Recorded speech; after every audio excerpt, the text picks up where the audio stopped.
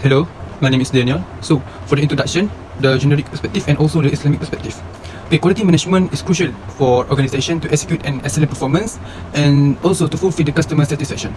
Okay, so this comparison explores the similarities and also the differences between these two perspectives, which highlighting how both these perspectives aim to enhance the performance and also the values while reflecting the distinct foundational beliefs and values. So, the generic perspective practices more aim to optimize the efficiency, reduce waste and drive to a quality outcomes, while the Islamic perspective is more to how we deal with the moral values, with the teaching of Islam, like the responsibility and trust. Assalamualaikum. So today we're explaining guys about similarities between generic perspective and also Islamic perspective. Okay, the first similarities is ethics and morality. Okay, in generic perspective, many moral frameworks, whether secular or religious, emphasize values such as honesty, justice, kindness, and compassion.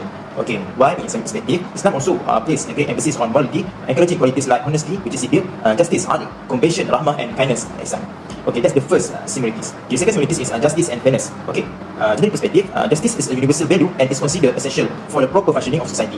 Philosophies like utilitarianism or natural law speak of fairness and the importance of equality. Okay, in Islamic perspective, in Islam, justice, which is considered one of the primary objectives of the law, which is Sharia. Okay, the Quran repeatedly commends fairness in all dealings, whether personal or legal. Okay, last but not least is charity and social responsibility. Okay, in generic perspective, many ethical frameworks encourage individuals to care for others and to contribute to the welfare of society through charitable acts. Okay, in Islamic perspective, in Islam, charity, which is zakat and sadaqah, is a core obligation. Social responsibility is emphasized through the duty to assist the poor, the orphan, and those in need. So that's for similarities between generic perspective and also Islamic perspective. That's all. Thank you. Next, a difference between generic and Islamic perspective.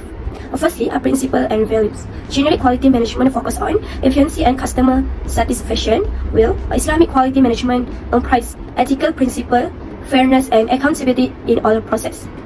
Third, a generic perspective may draw from various research such as culture norms, personal experience, theories, or secular ideologies.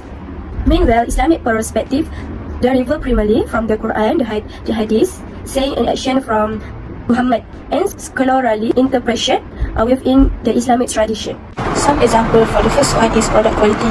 Based on generic perspective, uses statistical tools to measure and improve product quality.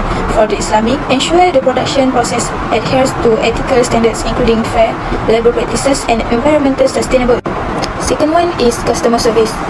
Based on generic perspective, involves training employees in communication skill and using customer feedback for improvement. For Islamic, treat customers with respect and dignity, guided by Islamic teachings or on kindness and respect. Thirdly is supplier relationship. For generic, evaluates supplier based on cost, quality, and delivery time.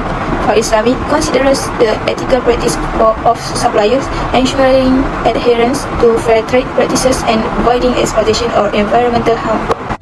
Last but not least, the comparison between these two perspectives, which is the generic perspective and also the Islamic perspective, reveals that the goals and significant differences, and also both are looking through continuous improvement, customer satisfaction, and teamwork effectiveness. So as we know, Islamic perspective adds a layer of ethical and spiritual considerations that guide the decision making and business practices. Hence, the understanding these differences can help the organization to leverage the strengths of both approaches and also a commitment to ethical conductivity and overall societal well-being.